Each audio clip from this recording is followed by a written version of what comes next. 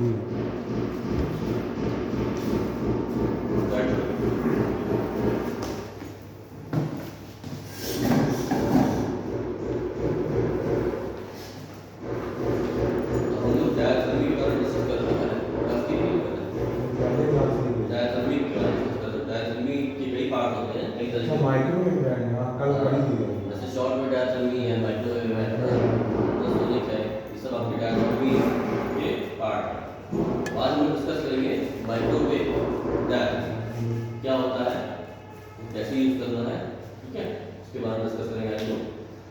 सबसे पहले इंट्रोडक्शन देखते हैं इसका। Microwave diathermy is a form of electromagnetic radiation lying between short wave and infrared wave. ठीक है, ये क्या है? इलेक्ट्रोमैग्नेटिक रेडिएशन होता है इसमें, जो कहाँ पे मिलता है? शॉर्ट वेव और इंफ्रारेड जो हम यूज करते हैं उसके बीच का इसको माना जाता है। ठीक है, उनमें शॉर्ट वेव डायथर्मी होता है और इंफ्रारेड होती है, दोनों के बीच का इसको माना जाता है। इसकी रेज होती है वो उसके बीच में आती है। ठीक है, so where energy is first absorbed at the surface of the body in between varying। हाँ, मतलब एक शॉर्ट वेव यूज कर रहे हो आप, इंफ्रारेड यूज कर रहे हो, है ना? तो माइक्रो कैपिटल दोनों के बीच का जो इफेक्ट आएगा वो आएगा। ठीक है, मतलब शॉर्ट वेव और इंफ्रारेड के बीच में जैसे ना लाइन बिटवीन दोनों के बीच में ये इसके रेडिएशन आएंगे। ठीक है, where energy is first absorbed at the surface of the body। इसमें क्या होता है? एनर्जी जो है सबसे पहले कहाँ पे एब्जॉर्ब होती है? सरफेस, बॉडी सरफेस स्किन है इस पे एब्जॉर्ब होती है, and part of it penetrate and absorb in deep tissues. और इसका जो बाकी पार्ट है वो कहाँ जाएगा? पेनिट्रेट करेगा डीप टिश्यूज में, है ना? एक पार्ट क्या कर रहा है? सबसे पहले स्किन पे सुपरफिशियल पार्ट पे आया, दूसरा पार्ट क्या कर रहा है? पेनिट्रेट कर रहा है अंदर बॉडी के, है ना? डीप टिश्यूज जो होते हैं हमारे बॉडी के उसके अंदर जा रहा है। Microwave diathermy does not penetrate as deep as short wave diathermy. जो माइक्रोवेव डायथर्मी है वो शॉर्ट वेव डायथर्मी की तरह जितना deeply short wave diathermy penetrate करती है उतना ये नहीं करती है, इसलिए कंपैरेटिवली उससे ये कम वर्क करती है। ठीक है, तो ऊपर का मतलब समझा? इंफ्रारेड और शॉर्ट वेव, जैसे इंफ्रारेड आप कुछ लगा रहे हो तो वो उसका इंफ्रारेड जो होता है रेड कलर का देखा होगा, तो उसका जो इफेक्ट आता है, उसका रेडिएशन जो है जितना पेनिट्रेट करता है, और शॉर्ट वेव डायथर्मी जितना पेनिट्रेट करता है, दोनों के बीच का जो पार्ट है वो माइक्रोवेव है ना? मान लो फॉर एग्जांपल शॉर्ट वेव आपके 3 इंच तक गहराई तक पेनिट्रेट कर रहा है और इंफ्रारेड 1 इंच तक कर रहा है, तो माइक्रोवेव क्या होगा? 2 इंच तक करेगा। समझ गए ना? तो microwave diathermy does not penetrate as deep as short wave diathermy. इसके बाद आगे बढ़ते हैं। इंट्रोडक्शन में ये microwave has a much higher frequency and shorter wavelength than short wave diathermy. इसकी जो फ्रीक्वेंसी होती है वो क्या होती है? हाई होती है शॉर्ट वेव से। एलडब्ल्यूडी से एमडब्ल्यूडी की जो फ्रीक्वेंसी होगी ज़्यादा होगी, और and shorter wavelength than short wave diathermy, जो वेवलेंथ होगी वो कम होगी। मतलब कि एलडब्ल्यूडी और एमडब्ल्यूडी में डिफरेंस क्या है कि एमडब्ल्यूडी की जो फ्रीक्वेंसी है वो एलडब्ल्यूडी से ज़्यादा है, पर वेवलेंथ जो है वो कम है। ठीक है, जनरेट्स स्ट्रॉन्ग इलेक्ट्रिकल फील्ड। क्या करती है? जनरेट करती है strong electrical field and relatively little magnetic field. जो इसको आप कहीं अप्लाई करो, किसी पेशेंट को लगा रहे हो तो ये क्या करेगा? जनरेट करेगा स्ट्रॉन्ग इलेक्ट्रिकल फील्ड और relatively little magnetic field. Magnetic field कम बनाएगा, इलेक्ट्रिक फील्ड ज़्यादा बनाएगा। ठीक है, the general frequency of microwave is between 300 megahertz to 300 gigahertz with wavelength of 10 mm to 1 metre. तो इसका जो फ्रीक्वेंसी क्या होगी माइक्रोवेव की? 300 मेगाहर्ट्ज से 300 गीगाहर्ट्ज तक होती है इसके बीच में, और वेवलेंथ कितनी होगी? 10 mm से 1 मीटर। ठीक है, तो ये आप याद कर लेना, इसकी फ्रीक्वेंसी और वेवलेंथ कितनी होती है।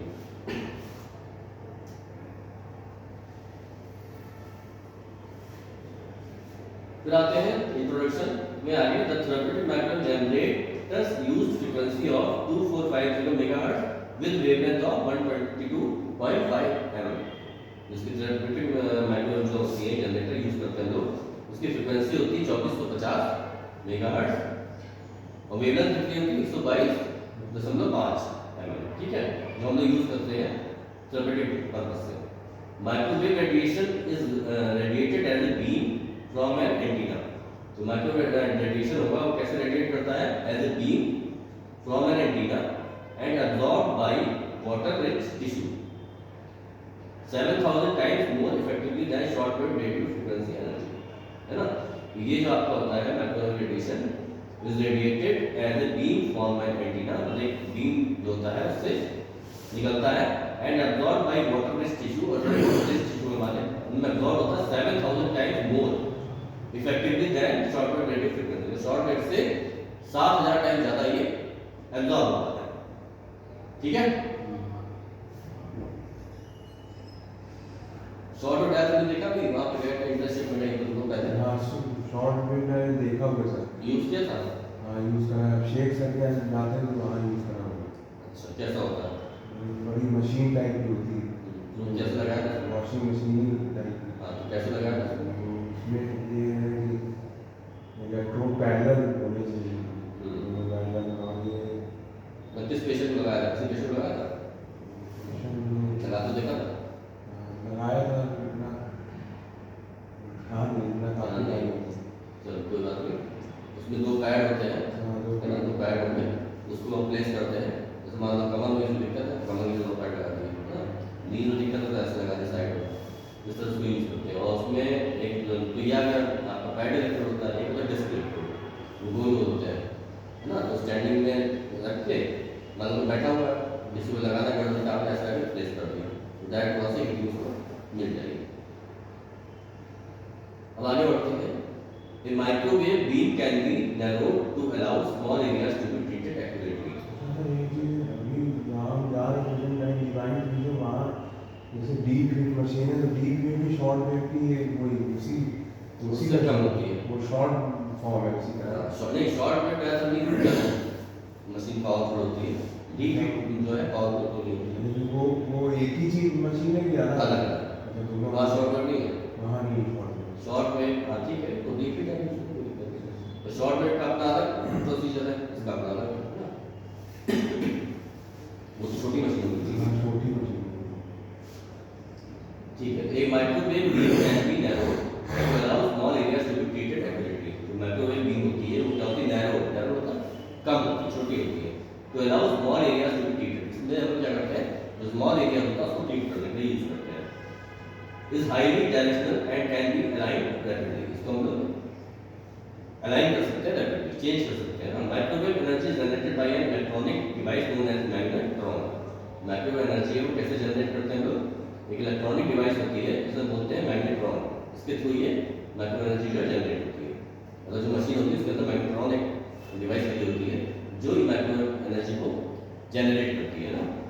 The applicators consist of an antenna element backed by a reflector and enclosed within a plastic case. तो जो एप्लीकेटर है कैसे बनाते हैं? Consist of an antenna element backed by a reflector, reflector से होता है, and enclosed within a plastic case, plastic case से कवर होता है। One face of which is transparent to microwave energy, ठीक है। यानी समझ आ गया? मैग्नेट्रॉन में सबसे वो एलिमेंट होता है, एलिमेंट एक डिवाइस होती है यहाँ पे, जिसको ये बीच में ना ये मैग्नेट्रॉन है। तो ये क्या कर रहा है, यहाँ से पावर सप्लाई दी है ना, यहाँ से आते हुए मैग्नेट्रॉन जो है उसको एनर्जी को निकाल रहा है, माइक्रो एनर्जी ये रिलीज कर रहा है। ये डिवाइस यहाँ लगी होती है मशीन में, ये रिलीज कर रहा है, ठीक है। माइक्रोवेव कभी आपको कम देखने को मिलेगी, ज़्यादातर आपको शॉर्ट में देखने को मिलेगी। माइक्रोवेव बहुत लिमिटेड जगहों पे है, ठीक है। रिजल्यूटी का आपको बहुत कॉमन हर जगह देखने को मिलेगा, कोई बड़ा सेटअप होगा आपको रिजल्यूटी आपको दिख जाएगा। रिजल्यूटी धीरे धीरे यूज उसका मतलब कम कर रहा है। ऐसा मतलब देखा आपने कि जो नए सेंटर्स खुल रहा है वहाँ पे रिजल्यूटी का बहुत ज़्यादा यूज नहीं हो रहा है ना, क्योंकि उसकी फ्रिक्वेंसी बहुत तेज होती है, बहुत हाई उसकी रेंज होती है, उसको यूज नहीं करते। आपने बार पूछा था मुझसे, अब जैसे मान लीजिए यहाँ पे रखा है, मान लीजिए मशीन लगी मुझे रिजल्यूटी, तो इससे कम से कम 3 मीटर तक, सॉरी 3 फीट तक कोई दूसरी मशीन नहीं चला सकते आप। जहाँ से जा रहे वहाँ तो मतलब जो एक टाइम में काफ़ी ट्रीटमेंट है। ये डीप हीट चलता है ना, डीप हीट भी होता है, टेंस भी होता है, तो चलता नहीं, रिजल्यूटी तो चलता है वही बाकी मशीन चला सकते हो, बाकी चला बाकी मशीन सब चलाओ सर, लेकिन अगर एलडब्ल्यूडी चल रहा है तो बाकी मशीन नहीं चल सकती, वो सबको डिस्टर्ब कर देता है। अगर एलडब्ल्यूडी नहीं चल रहा है तो आप टेंस लगा दो साथ में डीपी भी लगा दो, है ना, अल्ट्रासाउंड भी लगा दो, कोई दिक्कत नहीं है। तो आईएफटी भी लगा सकते हैं। लगा सकते कोई दिक्कत नहीं। लेकिन अगर एलडब्ल्यूडी चल रहा है तो नहीं लगा, मतलब पेशेंट को शॉक लग जाएगा, करंट लग जाएगा, है ना। तो ये सर ये जो चैनल है माइक्रोवेव तो बहुत ही कॉर्पोरेट हॉस्पिटल्स वाला में होती ही है। जल्दी आपको सही मिलेगी, बहुत बड़े बड़े सेटअप जो वहाँ भी वेदांता वाला उसमें वेदांता में पता नहीं है कि नहीं क्या, जो अच्छे सेंटर होंगे वहाँ पे मिल जाएगा, क्योंकि इतनी तरह की डिवाइसेस आती हैं, बहुत तरह की मशीन आती हैं, तो अभी पॉसिबल नहीं कि एक सेटअप में सब कुछ रखा जाए। अब एक सेटअप में आप लोग एलडब्ल्यूडी भी मिल जाए, तो डीपी भी मिल जाए, एमडब्ल्यूडी भी मिल जाए, है ना, तो ऐसा पॉसिबल नहीं है, क्योंकि बहुत कॉस्टली आती है, लेजर मिल जाए। तो पर्पज आपका अगर मान लीजिए एलडब्ल्यूडी से पूरा हो जा रहा है तो एमडब्ल्यूडी नहीं लगाते हो, ये होता है ना। जब एक ही तरह की कस्टम मशीन लगा लो तो उतना स्पेस नहीं पड़ेगा, तो और पेशेंट की पेइंग कैपेसिटी होनी चाहिए। अब हमारा 4 मशीन लगा दी महंगी और पेशेंट तब पे ही नहीं कर पा रहा, तो डिपेंड टू एरिया, कैसी लोकेलिटी है, कैसा एरिया है ना, कितना आपके पास स्पेस है, कैसी आपको नीड है, उसके अकॉर्डिंग सेटअप लगाते हैं। मशीनें बहुत आती हैं, इतनी तरह की मशीनें आती हैं कि तो आप लगाते जाओगे थक जाओगे लगाते लगाते, है ना। तो आगे बढ़ते हैं एमडब्ल्यूडी एप्लीकेटर्स, ठीक है। ये इसमें क्या आता है, इलेक्ट्रोड्स होते हैं। पहला क्या है, सर्कुलर शेप एप्लीकेटर, ये सर्कुलर शेप में होता है, 4 इंचेस और 6 inches maximum temperature at periphery. इससे क्या होता है, चार्ज चेंज बड़ा होता है, और इसमें मैक्सिमम टेम्परेचर कहाँ पे होता है, पेरिफेरी पे मिलता है। पेरिफेरी मतलब जो स्किन के जो चारों तरफ पेरिफेरल पार्ट कौन सा होता है, पेरिफेरल मतलब ऊपर का, स्किन के ऊपर तक सबसे ऊपर का पार्ट पेरिफेरल होता है, ठीक है। तो वहाँ मैक्सिमम टेम्परेचर पेरिफेरी, पेरिफेरी पे मैक्सिमम टेम्परेचर ही देता है। सेकंड क्या, रेक्टेंगुलर शेप एप्लीकेटर, ये कितना 4.5 से 5 इंच या 5 से 25 इंच तक होता है, मैक्सिमम टेम्परेचर एट सेंटर। इसका जो टेम्परेचर कहाँ पे होता है, सेंटर पे सेंट्रलाइज होता है ना। दोनों में डिफरेंस है, सर्कुलर शेप में और रेक्टेंगुलर शेप में। अब आता है मेथड्स ऑफ एप्लीकेशन। पहला है डायरेक्ट कांटेक्ट एप्लीकेशन, दूसरा है non contact application. Direct contact application क्या हुआ, less stray radiation produce a more uniform pattern of heating heat in the tissue. Non contact में क्या होगा, reflection at the air skin interface occurs frequently, occasionally generating unacceptably intense stray radiation, ठीक है। अब आता है physical behaviour of non radiation मतलब जो पिछली स्लाइड में लगे डायरेक्ट कांटेक्ट में कितना इफेक्ट करेगी, क्या चीज, डायरेक्ट कांटेक्ट में एप्लीकेशन डायरेक्ट, अगर डायरेक्ट लाएंगे तो कितना इफेक्ट करेगी। नॉन से मेथड दो होते हैं, डायरेक्ट तरीके से लगा रहे, नॉन कांटेक्ट लगा रहे हो ना। डायरेक्ट बेटा produce a more uniform pattern of heating deep in the tissue, ये हीट जाता है ज़्यादा। और नॉन कांटेक्ट में क्या करें, reflection at the air skin interference occurs frequently, occasionally generating unacceptably intense stray radiation. दोनों में ये डिफरेंस है। फिजिकल बिहेवियर ऑफ एमडब्ल्यूडी, इसका फिजिकल बिहेवियर क्या होता है एमडब्ल्यूडी का, पहला रिफ्लेक्शन, मोबाइल कैसे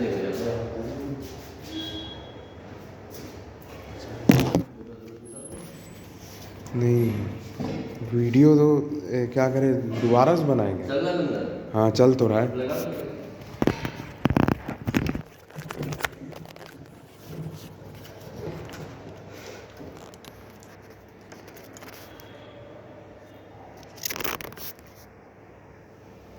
ठीक है। तो फिजिकल बिहेवियर की बात करते हैं एमडब्ल्यूडी की। पहला आता है रिफ्लेक्शन, दूसरा आता है रिफ्लेक्शन, तीसरा होता है एब्जॉर्प्शन, चौथा होता है पेनिट्रेशन, पांचवा होता है ट्रांसमिशन, ठीक है। तो रिफ्लेक्शन मतलब लाइट जब रिफ्लेक्ट करती है, कोई कई लाइट टकरा के वापस आई, उससे होता है रिफ्लेक्शन। रिफ्लेक्शन क्या होता है, लाइट जो है पास हो गई नहीं, जैसे लाइट यहाँ टकरा के इधर भाग गई, वो रिफ्लेक्शन। रिफ्लेक्शन क्या हुआ, लाइट टकरा के वापस, हमने किसी चीज को देखा वो रिफ्लेक्शन हुआ, और कोई चीज जैसे आप मान लो पेंसिल है, उसको पानी में डालो तो क्या होगा, क्या दिखेगा आपको? पेंसिल टेढ़ी दिखेगी, है ना? कोई भी जैसे आप उंगली अपनी डालो पानी के अंदर, उंगली आपको कभी टेढ़ी दिखेगी, वो रिफ्रैक्शन होता है ना? हाँ, तो ये दोनों डिफरेंस। एब्जॉर्प्शन क्या होता है? कोई भी चीज एब्जॉर्ब हो जाना, और पेनिट्रेशन मतलब पेनिट्रेट करना, किसी चीज को अंदर घुसना, पेनिट्रेट करना, जैसे निडल घुसती है स्किन के अंदर, पेनिट्रेट करती है। पांचवा होता है ट्रांसमिशन। ट्रांसमिशन मतलब ट्रांसमिट होना एक जगह से दूसरी जगह। तो ये फिजिकल बिहेवियर है अंडर रूटीन में। अब आता है थर्मल मैकेनिज्म ऑफ एनडब्ल्यूटी। तो थर्मल मैकेनिज्म क्या होता है एनडब्ल्यूटी का? Microwaves with the frequency of 245 megahertz penetrate 1.7 centimetre muscle. जो आपकी इसकी माइक्रोवेव फ्रीक्वेंसी है 2450 मेगाहर्ट्ज, वो पेनिट्रेट करती है 1.7 सेंटीमीटर मसल, ठीक है, एंड स्किन। तो उसकी 1.7 गहराई तक जाती है, and 11.2 centimetre fat and bone, और 11.2 सेंटीमीटर फैट में और बोन में पेनिट्रेट करती है। मतलब स्किन में काम करेगी कितनी? 1.7 सेंटीमीटर मसल स्किन में, और फैट में करेगी कितनी? बोन में 11.2 centimetre. Superficial tissues moderately heated. जो सुपरफिशियल टिश्यू है वो क्या होते हैं? मॉडरेटली मतलब हीट होते हैं। Achieve maximum temperature, maximum temperature achieve करते हैं विद इन 5 to 10 मिनट्स, 5 से 10 मिनट में मैक्सिमम टेम्परेचर अचीव कर लेते हैं।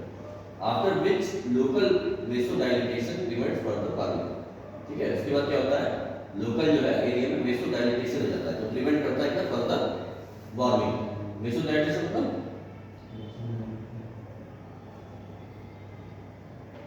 तो कहीं आप हीट लगा रहे हो, सिकाई कर रहे हो किसी में, तो वहाँ वेसोडाइलेटेशन होता है। इसका क्या मतलब है?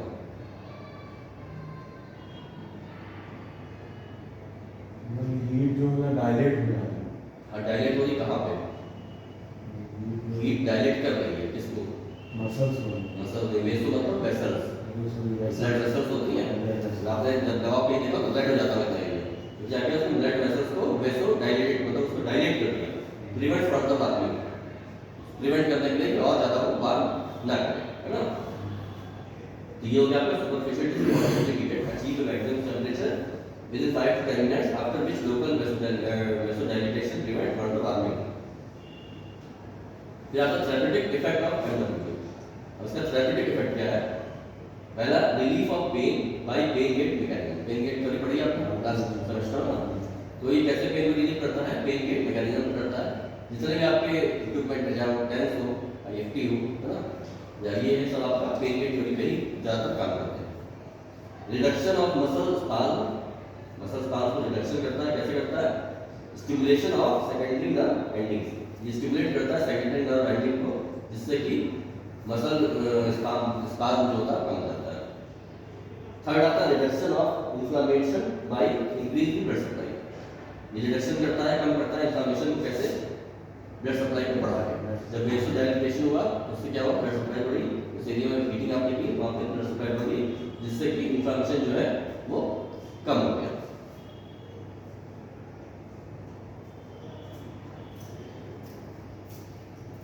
आगे चलिए, आता है promote healing of open skin by increase in circulation. ये हीलिंग को प्रमोट करता है ओपन स्किन की। कैसे? सर्कुलेशन को इंक्रीज करके, है ना? जब सर्कुलेशन किसी एरिया में इंक्रीज होगा तो वहाँ की हीलिंग जो है अपने आप इंप्रूव हो जाएगी। Control the chronic infection by increasing the circulation, ठीक है। कंट्रोल करता है क्रोनिक इन्फेक्शन को बाय इंक्रीजिंग द सर्कुलेशन। ये कैसे करेगा? अगर सर्कुलेशन मान लो इंक्रीज हो रहा है, क्रोनिक इन्फेक्शन कैसे कम हो जाएगा?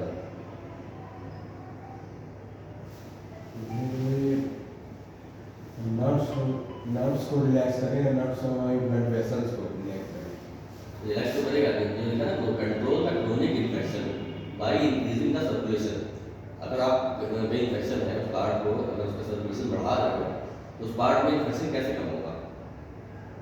अगर सर्कुलेशन बढ़ रहा है तो कैसे कम होगा? कुछ तो वो करेगा वहाँ पे सर्कुलेशन।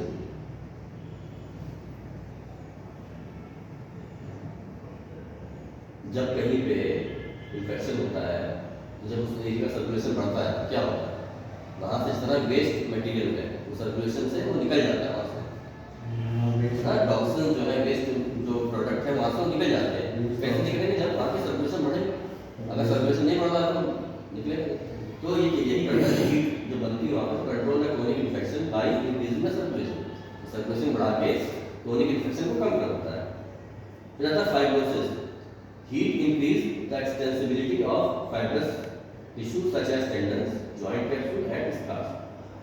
ठीक है, फाइब्रोसिस कैसे होगा? हीट इंक्रीज करती है क्या? Extensibility of fibrous tissue, fibrous tissue की एक्सटेंसिबिलिटी मतलब जो सिकुड़ना फैलना है उसको कम करता है, such as tendons, joint capsule and scars, जो भी फाइब्रोसिस बन रही है उसको कम करता है।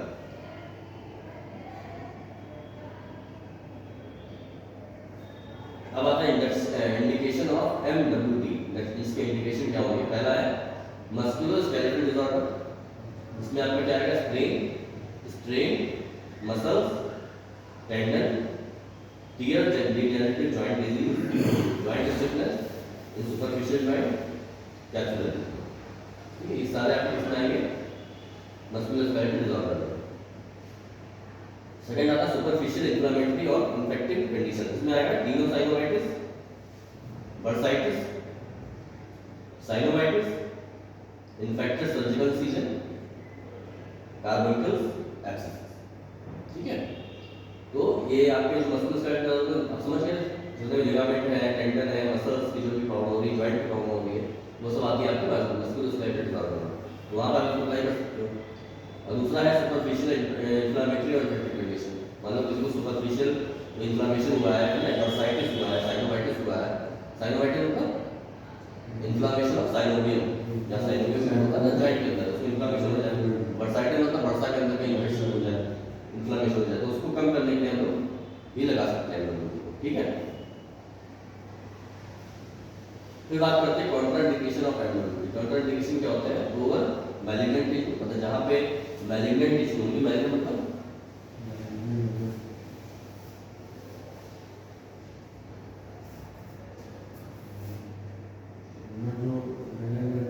Infectious tissue, malignant cancerous, sorry cancer, जो कैंसरस टिश्यू होंगे वहाँ पे नहीं लगाएंगे। और स्टेमिक टिश्यूज जहाँ पे होंगे वहाँ नहीं लगाएंगे। मॉडरेट एंड एक्सेसिव एडिमा, कहीं बहुत ज़्यादा एडिमा हो गया है वहाँ नहीं लगाएंगे। और wet dressing and adhesive tapes जहाँ पे लगे होंगे वहाँ नहीं लगाएंगे। मेटल इम्प्लांट जिसको अगर हुआ है, कोई मतलब दौड़ पड़ी है या नी रिप्लेसमेंट हुआ है केस में नहीं लगाएंगे।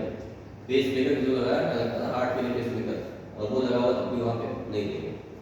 और ग्रोइंग बोन अगर है वहाँ पे भी इसको नहीं देंगे। ठीक है, स्टेमिक टिश्यू स्टेमिक मतलब जहाँ ब्लड सप्लाई कम होता है, स्टीमिया हो जाता है, ब्लड सप्लाई नहीं हो पाती है, तो उस तरह का जो एरिया हो जहाँ पे ब्लड सप्लाई नहीं है वहाँ नहीं देंगे, क्योंकि जब ब्लड सप्लाई वहाँ है तो कैसे बढ़ाएगा।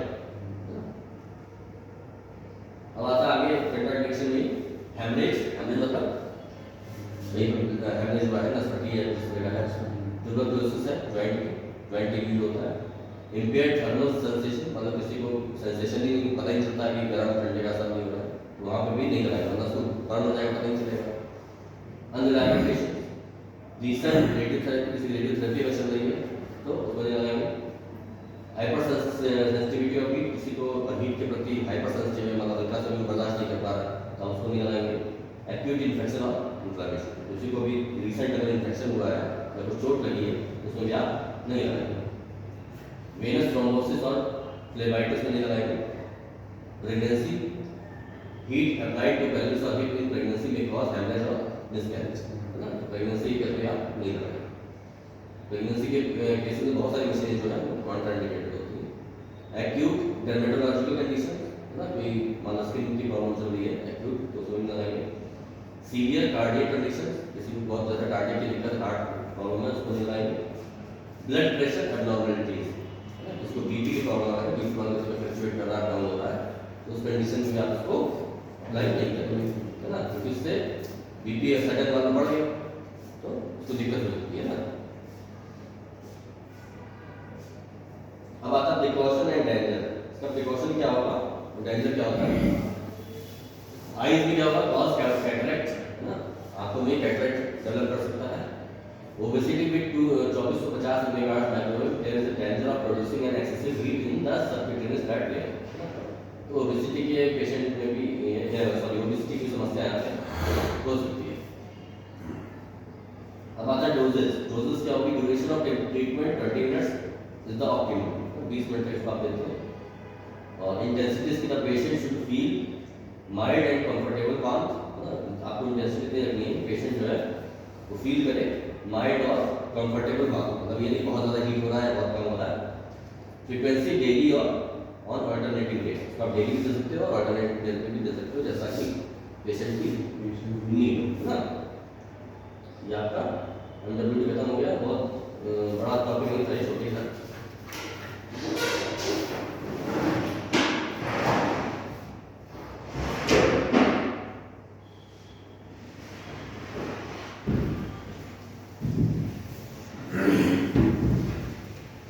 मतलब ये प्रैक्टिकल पूछा है क्या दूसरा तो जाएगा प्रैक्टिकल में क्या? MWT हाँ, प्रैक्टिकल तो जितना बड़ा था सब कुछ ही पूछा जाता है ना, जितना आपका सिलेबस है, मशीनें तो आपको सारी बताऊंगी चीज़ जो मेन है, जिसमें आपका सिलेबस में जाए MWT है, टेंस है, IFT है, MWT है, अल्ट्रासोनिक है, बहुत सारी लेजर है, ये सब आपके कोर्स में होगा, तो ये सब तो आपका अच्छा चला है।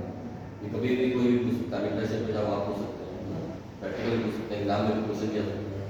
ये सब तो बेसिक है, इनको तो आपको ज़्यादा नहीं पढ़ना ही है, क्योंकि नॉलेज तो नहीं चाहिए, थ्योरी भी पता होनी चाहिए, है ना।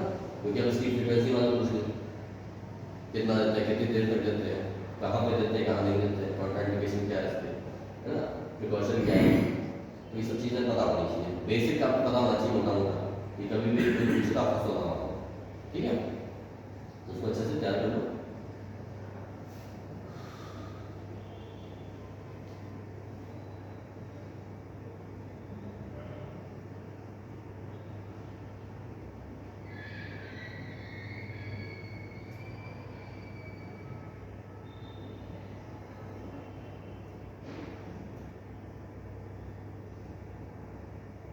अभी कौन कौन मशीन वहाँ पे लगाएंगे बस? हाँ सर वहाँ पेंस यूज़ करी और डीप यूज़ करी और क्या कहते हैं ये और कहाँ पे यूज़ करें, डीप तो मतलब किस चीज़ के पेशेंट पे यूज़ करें, क्या दिक्कत है? डीप तो बैक और वहाँ पे सर बैक वाले पेशेंट ज़्यादा आते हैं स्पाइन से रिलेटेड और शोल्डर वाले बहुत कम है, लेकिन स्पाइन वाले एंकल फ्रैक्चर वाले लिटिल फिंगर फ्रैक्चर और मतलब यही सब जो आज गोल्फर सेल वाला एक आया पेशेंट। ठीक है, तो सीखने को मिल रहा है। हाँ सीखने को मिल रहा है। ठीक ठीक ठीक, उसके बाद